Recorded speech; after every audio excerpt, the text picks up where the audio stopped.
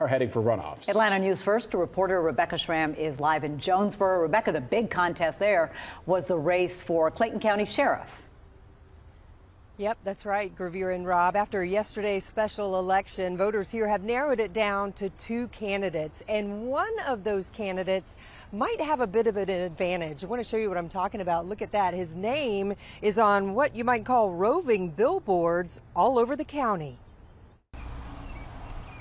Even though he's the interim sheriff, Levon Allen's name is plastered all over the patrol vehicles in Clayton County. At least one sheriff's office recruiting vehicle even has his image on it.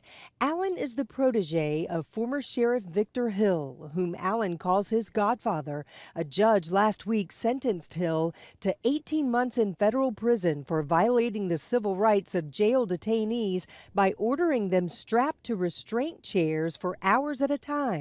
Despite his conviction, Hill continues to be a popular figure in Clayton County. So now Allen, with 47% of the vote, is headed to a runoff in what was a five-man sheriff's race. He'll face the second highest vote getter, Clarence Cox, the chief investigator for the Fulton County Solicitor General's office. Cox has pledged to bring transparency to the sheriff's office.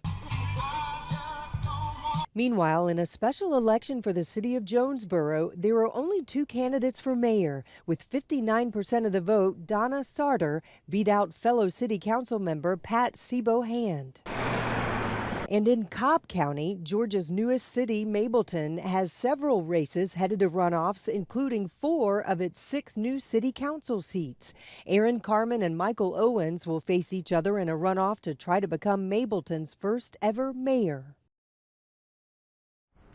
In Mableton and here in Clayton County, the runoff is scheduled for April 18th, so 4 more weeks of campaigning. Live in Jonesboro, Rebecca Schramm, Atlanta News First. Yeah, it's going to